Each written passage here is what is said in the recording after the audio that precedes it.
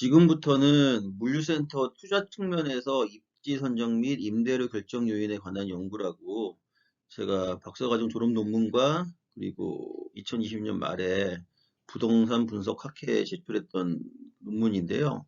관련해서 한번 살펴보도록 하겠습니다. 그래서 우리가 2주차 강의 때는 그 입지 선정과 관련된 내용에 대해서는 제가 이미 2주차 강의 때 설명을 드렸습니다. 그래서 이번 시간에는 임대료 결정 요인에 관한 연구를 중심으로 설명을 드리도록 하겠습니다. 토론에 대해서는 지난 2주차 때 설명을 드렸기 때문에 생략을 하도록 하고요. 선행연구에서는 수도권 물류센터 임대료 및 가격 결정 요인에 관련된 내용만 안내를 해드릴 예정입니다. 그리고 연구모형 종합과 수도권 물류센터 임대료 결정 요인에 관한 내용을 한번 살펴볼 예정이고요. 연구 결과에서는 수도권 물류센터 임대료 결정 요인에 대한 내용과 연구 결과를 종합한 내용에 대해서 살펴볼 예정이고요. 마지막으로 결론에서는 시사점과 연구의 의의 및 한계에 대해서 한번 살펴보는 시간을 갖도록 하겠습니다. 지금부터는 선행연구에 대하여 살펴보도록 하겠습니다. 수도권 물류센터 임대료 및 가격 결정 요인과 관련된 선행연구들을 살펴보니까 대부분 연구하신 분들이 부동산을 공부하신 분들이 대부분이었습니다. 보통 이제 건국대학교나 상명대학교나 여기 부동산 관련된 학과에서 뭐 석사과정, 박사과정에서 공부하시는 분들이 대부분 관련된 논문을 작성을 하셨고 관련된 논문을 졸업 논문이나 학술지 논문으로 제출하신 논문들이 대부분이었습니다. 이 논문들은 살펴보면은 연구 대상이 뭐 수도권에 있는 물류센터를 주로 연구 대상으로 했고 분석 방법은 다중회귀 분석을 이용을 해가지고 분석을 주로 했습니다. 살펴보시면은 종속 변수로는 임대료를 두고 독립 변수로는 다양한 요인들을 뒀는데요. 한번 쭉 살펴보도록 하면은 몇 가지만 살펴보도록 하면은 2019년에 연구한 논문을 살펴보시면요. 종속 변수로는 임대료를 두고 독립 변수로는 고속도로 거리, 배후거리, 기세, 건폐율, 경관연수, 냉동, 냉장 설비 여부, 주차 대수, 대기업 테넌트가 있느냐 없느냐 여부, 리스트 펀드가 투자했느냐 투자하지 않았느냐 여부와 관련된 내용을 독립 변수로 해가지고 다중회귀 분석으로 좀 분석을 하는 내용들이었고요. 다른 논문을 살펴보면은 2016년에 작성한 논문에서는 임대료를 종속 변수로 두고 독립 변수로는 연면적, 준공연도, 층고, 화물 엘리베이터 개수, 차량 접안 시설, 고속도로 IC까지의 거리, 편의 시설, 자동화 시설들을 독립 변수로 둔 후에 마찬가지로 다중회귀 분석으로 분석을 해서 그 경원성을 분석한 논문들이 있었습니다. 그리고 물류센터 매매 가격과 관련된 논문들을 살펴보면은 마찬가지로 이 논문들도 다중회귀 분석을 이용해 가지고 분석들을 주로 했고요. 다만 독립 변수에서 임대료 결정 요인과 관련된 논문들에서 다소 좀 차이가 있었습니다. 공통점도 있고 차이점도 있었습니다. 따라서 저는 물류센터 임대료 결정 요인과 물류센터 매매 가격 결정 요인에 관련된 독립 변수에서 변수들을 추출을 해서 그리고 종속 변수는 물류센터 임대료를 두고 다중회귀 분석을 이용해서 분석하는 걸로 방향을 잡고 진행을 하였습니다. 연구 모형을 살펴보도록 하겠습니다. 본 연구의 방법론은 AHP와 컨조인트 분석 기법을 하나의 방법론으로 통합하여 연구한 연구들을 참고하여서 작성을 했습니다. 먼저 살펴보시면요. 입지 선정 우선순위와 관련된 논문은 지난 2주차 때 살펴봤지만 다시 한번 살펴보겠습니다. 연구 대상은 물류센터 임대 수요자들을 대상으로 해서 분석 방법은 AHP법을 이용을 했습니다. 그리고 데이터는 주관적인 의견을 설문으로 작성을 요청을 했고 결과물을 정성적인 결과를 도출했습니다. 그리고 임대료 결정 요인과 관련된 논문을 살펴보면은 연구 대상은 물류센터 임대 물건에 대해 연구를 했고 분석 방법은 가중회계 분석을 이용해서 분석을 했습니다. 그리고 데이터 같은 경우는 객관적인 물류센터 데이터를 가지고 분석을 했고요. 결과물을 정량적인 결과물을 도출을 하게 되었습니다. 그래서 두 가지 결과물을 하나로 합쳐서 종합 분석을 통해서 투자 기업들이 참고할 수 있는 지침을 제공하고자 하였습니다. 연구 방법은 해도닉 가격 모형을 이용한 다중회계 분석으로 수도권 물류센터 임대료에 미치는 요인에 대해서 살펴보고자 하였습니다. 해도닉 가격 모형은 부동산의 가격 결정 요인에 대한 분석 등에 일반적으로 사용되고 있는 모형이라고 할 수 있겠습니다. 다음은 이론적 근거에 대하여 살펴보도록 하겠습니다. 앞서 살펴본 선행연구에서 그 연구한 내용 중에서 비교적 최근에 연구하였던 연구에서 사용된 그 변수들을 가지고 왔습니다. 살펴보시면은 종속 변수로는 임대료를 결정을 했고요. 독립 변수로는 그 입지적 특성과 물리적 특성, 시설적 특성과 경제적 특성에 해당하는 여러 가지 요인들을 해당 선행 연구에서는 연구를 했는데요. 본 연구에서는 입지적 특성으로는 고속도로 IC까지의 거리와 서울 CBD까지의 거리를 선정을 하였고요. 그리고 물리적 특성으로는 건폐율과 경관연수, 연면적, 대지면적, 용적률과 같은 변수들을 선정을 하게 되었습니다. 그리고 시설적 특성으로는 층고와 전층 접점안이 가능하냐, 가능하지 않느냐라는 사항에 대해서 선정을 하게 되었습니다. 왜냐하면은 층고 같은 경우는 그 제품을 많이 보관하기 위해서 층고가 높게 되면은 넥, 넥 설비를 뭐 한 단 더 추가해가지고 제품을 더 많이 보관할 수 있는 그런 조건이 되기 때문에 선정을 했고요. 또 그리고 전층 직접처방 같은 경우는 최근에 이젠 물류센터가 대형화가 되면서 그 4층짜리, 5층짜리, 심하면 8층짜리 건물 물류센터들이 많이 올라가게 되는데 전층 직접 처방이 가능하냐, 가능하지 않느냐의 차이에 따라 가지고 물류센터를 사용하는 임차인 입장에서는 많은 그 운영적인 그런 제약 조건들이 많이 따르게 되죠. 그래가지고 전층 직접 처방 가능하냐, 가능하지 않느냐를 선정을 하게 되었습니다. 그리고 경제적 특성으로는 대기업 테넌트들이 임차에 있느냐, 임차에 있지 않느냐와 리츠 펀드가 투자를 했느냐, 하지 않았느냐라는 두 가지 항목을 선택을 하게 되었습니다. 다음은 수도권 물류센터 임대료 결정 요인과 관련된 연구 모형에 대하여 살펴보도록 하겠습니다.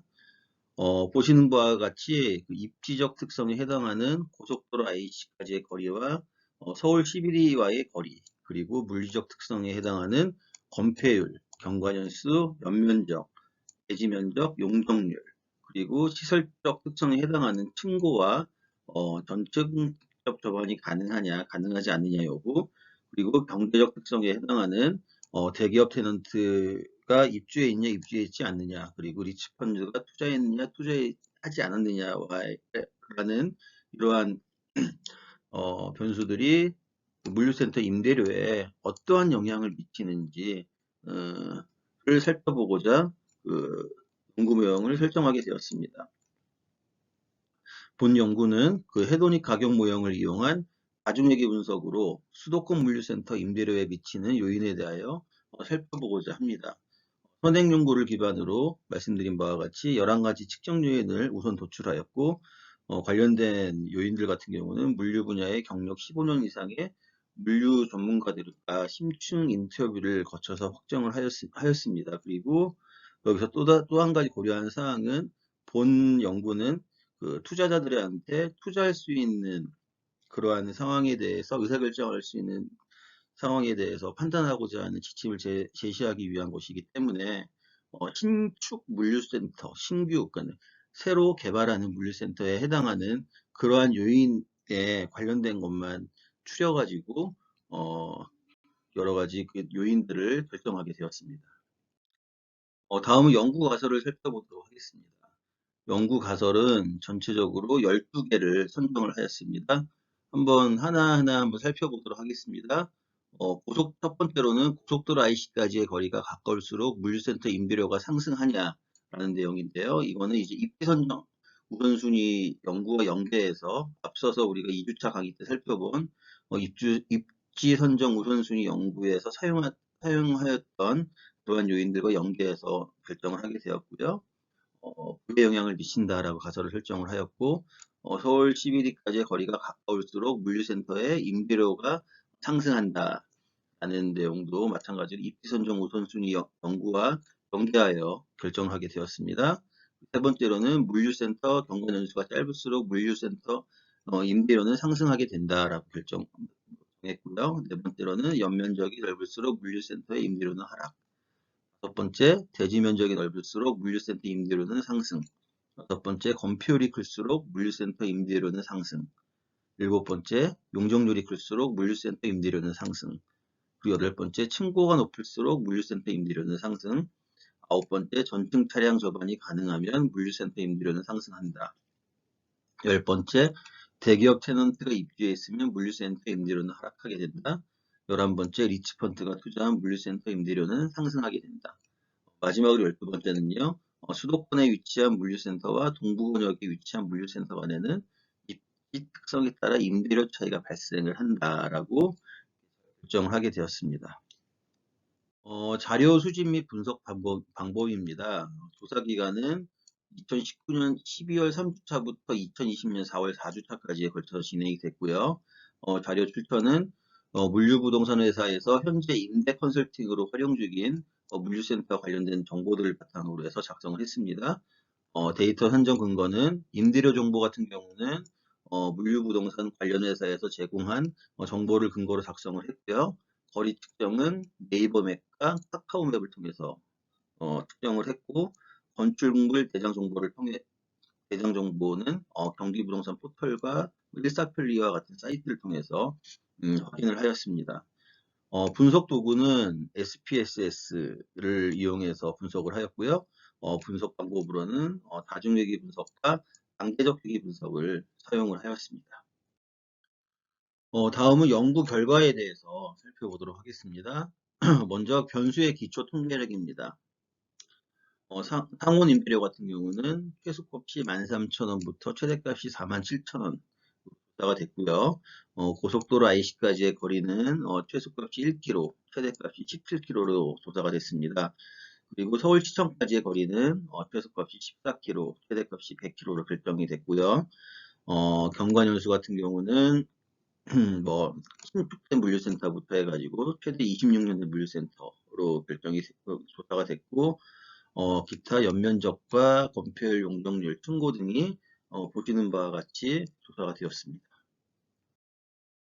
수도권 물류센터 임대료 결정 요인에 대한 다중회귀 분석 결과에 대하여 살펴보도록 하겠습니다. 변수는 총 99개를 사용을 했습니다. 전재영과 박지환, 오세준의 연구를 참고해서 P값이 0.1 이하인 사항에 대해서 채택을 하였습니다.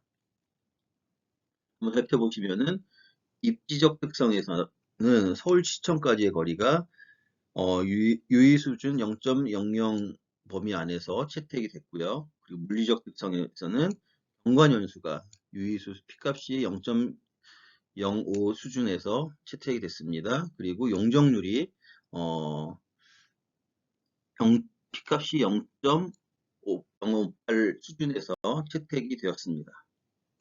앞서 그 회귀 분석에서 채택된 서울 CBD까지의 거리 경관연수 용적률을 기반으로 해가지고 채택된 변수에 한해서만 그 단계적 회귀 분석을 실시를 했습니다.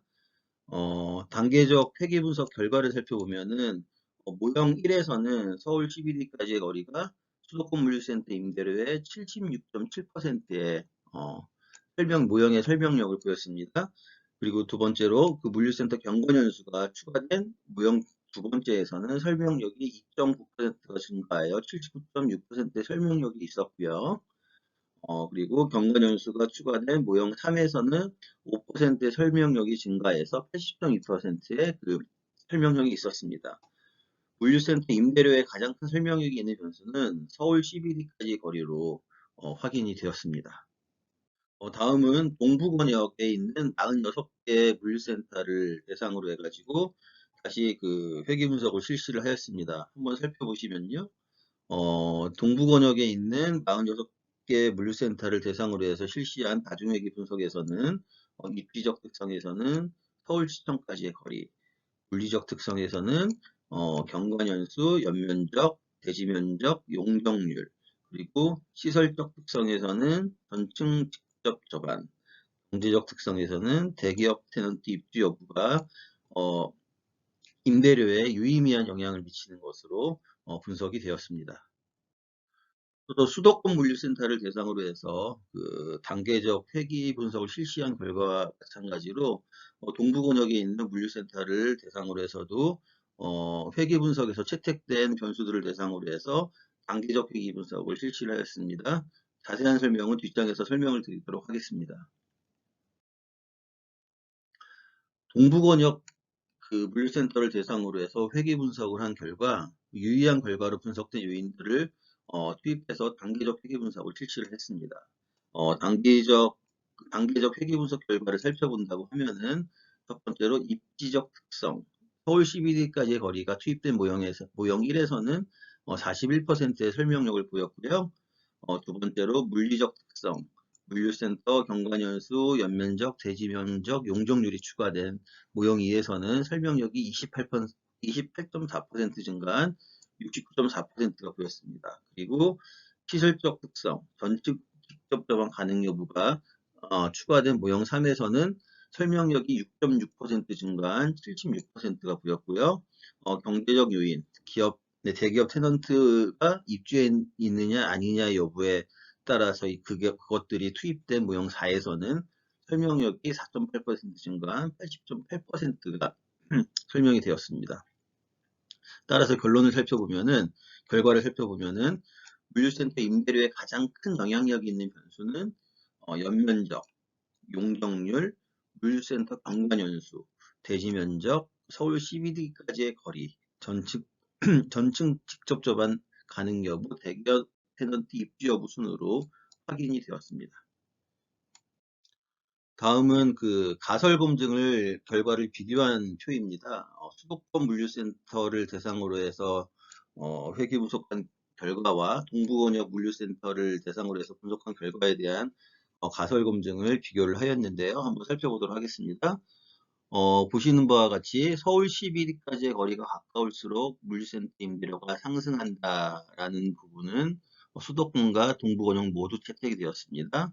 그리고 물류센터 경관연수가 짧을수록 물류센터 임대료는 상승한다라는 가설을 3은 수도권과 동부권역 모두 채택이 되었고요. 그리고 반면에 연면적이 넓을수록 물류센터 임대료가 하락한다라는 가설 4는 동부권역만 채택이 됐습니다. 그리고 대지 면적이 넓을수록 물류센터 임대료가 상승한다는 가설 5 마찬가지로 동부권역만 채택이 되었고요. 그리고 용적률이 클수록 물류센터 임대료가 상승한다는 가설 7은 수도권과 동부권역 모두 채택이 되었습니다. 반면에 전층 차량 직접 접안이 가능한 물류센터 임대료는 상승한다는 가설 9는 동부권역만 채택이 되었고, 마찬가지로 대기업 테넌트가 입주했으면 물류센터 임대료가 하락한다는 가설 10 역시 동부권역만 채택이 되었습니다. 그리고 수도권에 위치한 물류센터와 동부권역에 위치한 물류센터 간의 입지적 특성에 따라 임대료 차이가 발생한다는 가설 12는 채택이 되었습니다. 가설 검증 결과를 한번 비교해 보도록 하겠습니다. 본 연구에서는 물류센터 임대료 결정 요인을 확인하기 위해서 수도권 99개 물류센터와 동부권역 물류센터 46개를 대상으로 회계 분석을 실시를 하였습니다. 동부권역 물류센터를 대상으로 분석할 결과에서는 연면적, 대지면적, 전층 차량 직접 접안 등 다양한 요인들이 임대료에 영향을 미치는 것을 확인할 수 있었습니다. 반면에 수도권 물류센터를 대상으로 임대료 결정 요인에 대하여 분석한 결과에서는 총 3개의 가설이 채택되었는데, 살펴보면은 서울 CBD까지 거리가 짧을수록 임대료 상승, 물류센터 경관 연수가 짧을수록 임대료 상승, 용적률이 높을수록 임대료 상승과 같은 결과였습니다. 이는 다소 예측이 가능한 결과였습니다. 그 원인에 대해서 한번 살펴보자고 하면요. 수도권 물류센터의 임대료는 서울에 인접한 지역일수록 평균 임대료가 이미 높게 형성되어 있기 때문에 전면적, 대지면적, 전층, 타전 직접 접안 등의 다양한 요인들이 그 영향을 발휘할 수 없는 것으로 분석할 수 있고요. 따라서 임대료 결정 요인은 같은 공정끼리 비교해야 더 큰 의미가 있을 거라는 원인이 발견이 되었습니다. 이제 2020년에 그 졸업 논문을 발표할 때 사용하였던 그 지역별 임대료 수준이라 다소 좀 차이는 있을 겁니다. 하지만은 설명하는데 큰 무리가 없기 때문에 다시 한번 사용하게 되었습니다. 한번 살펴보시면은 그 서울과 인접한 지역의 평균 임대료는 그 당시에 김포, 부천, 군포, 안양이 평당 4만 원 이상이었고요. 인천, 안산, 시흥, 신갈, 동탄, 오산 등도 마찬가지로 평당 3만 원 이상이었습니다. 반면에 서울과 좀 멀리 떨어져 있는 지역의 임대료 같은 경우는 광주, 곤지암, 양지, 덕평 같은 경우는 평당 2만 원대 중후반이었고요. 이천, 여주, 화성, 평택 같은 경우는 평당 2만 원대 초반이었습니다. 사실 이 지역의 임대료는 지금 좀 현재 상황에서 많이 좀 올라간 편이긴 하지만요. 이걸로 놓고 봤을 때 그 지역별로 이미 임대료 수준이 좀 결정이 되어 있기 때문에 이 수도권 지역에 있는 전체 물류센터를 대상으로 해서 분석한 그 임대료 결정 요인에 대해서 분석한 결론은 다소 좀 예측이 가능한 것들이 나오지 않았나라고 보여집니다. 지금부터는 연구 결과를 종합을 해보도록 하겠습니다. 우선 동부권역에 있는 물류센터에 대해서 한번 살펴보도록 하겠습니다. 동부권역의 물류센터 부지를 검토할 때에는 투자자들은 입지적 요인을 우선적으로 검토를 해야 됩니다. 입지적 요인을 살펴봤을 때 운송비 절감 요인이 1순위, 임대료 절감 요인이 2순위, 표지 인접성 요인이 3순위, 하역비 절감 요인이 4순위, 고속도로 IC 인접성 요인이 5순위로 이렇게 조사가 되었습니다. 입지 분석이 완료가 됐다고 하면은 임대료 결정 요인을 검토할 필요가 있습니다. 따라서 서울 CBD와의 거리를 고려해서 임대료를 결정을 해야 되고, 해당 부지가 대지 면적이 넓으면은 입출고 물동량이 많고 수배송 차량들이 특정 시간대에 한꺼번에 몰리는 유통기업들이 선호하며 전층 접안이 가능하게 되면은 화물 엘리베이터를 이용하는 경우보다 시간적 경제적 이득을 가져다 줄 수 있는 시설이기 때문에 주변 시세보다 임대료를 높게 측정하는 것이 가능할 수 있겠습니다. 다시 한번 살펴보면은 대지 면적이 넓게 되면은 입출고 물동량이 많은 기업들이 선호하는 지역이기 때문에 임대료를 올릴 수 있고, 전층 접안이 가능하다고 하면은 마찬가지로 사용이 편리하기 때문에 임대료를 높게 측정하는 것이 가능하다라고 할 수 있겠습니다. 반면에 연면적이 넓은 물류센터일 경우에는 넓은 면적을 한 군데 업체에게 임대할 경우에는 임대료를 시세보다 낮게 측정하는 것도 감안을 해야 될 것입니다. 왜냐하면 지금 상황에서 놓고 봤을 때 그 건물 냉동, 냉장, 상온 시설이 다 갖춰져 있는 전체적인 물류센터를 통으로 임대할 경우에는 아무래도 임대료가 좀 경쟁력이 있게 되겠죠. 물론 향후에 물류센터를 매각했을 때 가치를 고려해 가지고 페이스 단가, 즉 계약 단가 같은 경우는 그 지역에 맞춰서 동일하게 책정을 하겠지만은 기업들끼리 계약 당사자들끼리 주고받는 렌트프리라든지 피다웃 기간들을 조정을 통해서 아무래도 면적을 많이 쓰는 업체들이 임대료가 보다 더 낮게 책정이 되게 되어 있습니다. 그리고 최근에는 1000평, 2000평 이렇게 물류센터를 임대를 할 때는 작은 면적으로 임대를 할 때는 핏아웃이라든지 렌트프리 등의 페버를 그렇게 많이 주지도 않고, 그리고 계약 단가 자체도 높여서 계약하는 경우를 많이 볼 수가 있습니다. 용적률이 높게 나오는 부지는 물류센터가 물류시설법이나 지구단위 계획 등의 법 적용을 받는다는 것이고, 이는 물류센터가 우수하다는 것을 의미를 하게 됩니다. 즉 완공 이후에 임차인 유치가 수월할 것으로 예상되기 때문에 물류센터의 수익률도 좋아질 것으로 판단이 되어집니다. 수도권 물류센터에 대한 연구 결과에 대하여 살펴보도록 하겠습니다. 수도권에 위치해 있지만 권역이 서로 다른 물류센터에 있는 부지를 검토할 때에는 투자자들은 입지적 요인을 우선적으로 고려를 해야 됩니다. 입지적 요인에 대한 조사 결과 1순위는 수요지 인접성, 2순위는 임대료 절감, 3순위는 운송비 절감, 4순위는 하역비 절감, 5순위는 고속도로 IC 인접성 순으로 조사가 되었습니다. 입지 분석이 완료되었다면 임대료 결정 요인에 대한 검토가 필요하게 됩니다. 투자자들은 서울 CBD와의 거리를 고려해서 임대료를 결정을 해야 되며, 해당 부지가 용적률이 높게 나오면 물류센터가 물류시설법이나 지구단위 계획 등의 법 적용을 받는다는 것이고, 이는 물류센터가 우수하다는 것을 의미를 하게 됩니다. 따라서 완공 이후 임차인 유치가 수월할 것으로 예상이 되고, 물류센터 수익률도 좋아질 것으로 판단할 수 있습니다. 다음은 결론에 대하여 살펴보도록 하겠습니다. 먼저 시사점에 대하여 살펴보도록 하겠습니다. 첫 번째 시사점입니다.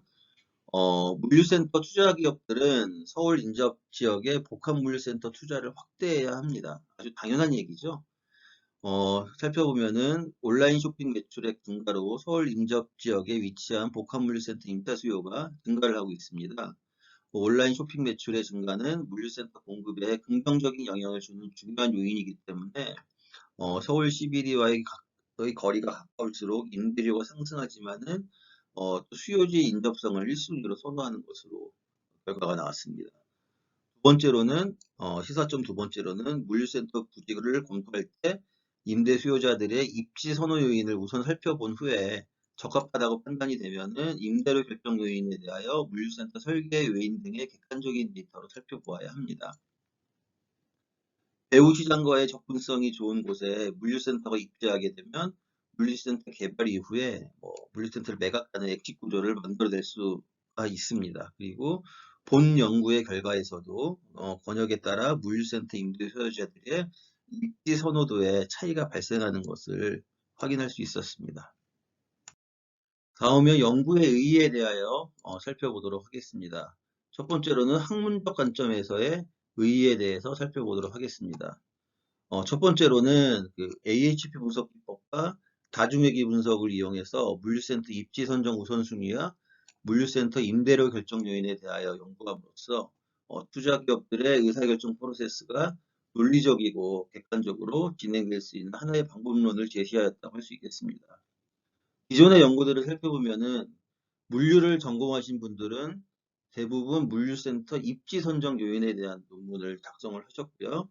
또 부동산을 전공하신 분들은 물류센터 임대료 결정 요인이나 물류센터 매매 단가 결정 요인에 대한 연구만을 작성을 했습니다. 하지만은 투자 기업들이 투자를 할 때 확인해야 될 내용은 물류센터 입지를 우선적으로 고려를 해야 되고, 그 입지가 괜찮다고 하면은 물류센터 임대료 결정 요인에 대하여 확인을 한 다음에 투자 의사 결정을 하기 때문에 투자기업 입장에서 하나의 그 연구 결과를 가지고 투자를 결정할 수 있는 그런 의사결정 프로세스를 제시하였다라고 합니다.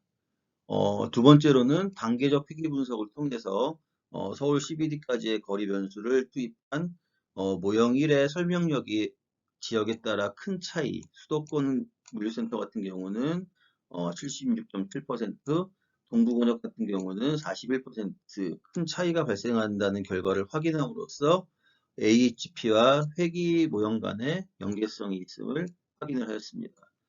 그리고 세 번째로는 물류센터에 대한 국내의 연구가 미미한 상황에서 판단했을 때 학술적 가치가 있다라고 볼 수 있습니다. 다음은 실무적 관점에서의 이해에 대하여 살펴보도록 하겠습니다.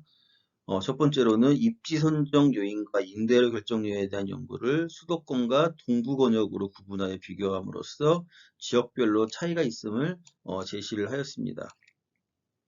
두 번째로는 투자 기업들이 물류센터에 투자를 결정할 때 참고할 수 있는 가이드라인을 제시하였다고 볼 수가 있겠습니다. 다음은 연구의 한계에 대하여 살펴보도록 하겠습니다. 수도권과 동부권역에 위치한 물류센터에 대하여 연구를 수행을 하였습니다. 향후에는 서울 인접 지역을 중심으로 추가 연구가 필요하다고 볼 수 있겠습니다. 두 번째로는 표본수가 수도권 물류센터는 99개, 동부권역 같은 경우는 46개를 사용을 하였습니다. 보다 많은 표본을 확보한 후속 연구가 필요하다고 볼 수 있겠습니다. 이상과 같이 물류센터 투자 측면에서 입지 선정 요인 및 임대료 결정 요인에 대한 논문을 모두 살펴봤습니다. 지금 임대료 결정 요인과 관련된 논문을 물류센터 설계를 하는 단계에서 확인을 한 이유는 물류센터 설계를 할 때는 이 논문에서 살펴본 시설적 특성 요인, 즉 층고, 대지 면적, 연면적, 건폐율, 용적률, 그리고 전층 차량 직접 접안 가능 여부 등에 대해서 등이 설계에 적용되기 때문에 이러한 내용들을 물류센터 설계, 즉 도면을 살펴보기 전에 한번 살펴보게 되었습니다. 이상으로 마치도록 하겠습니다.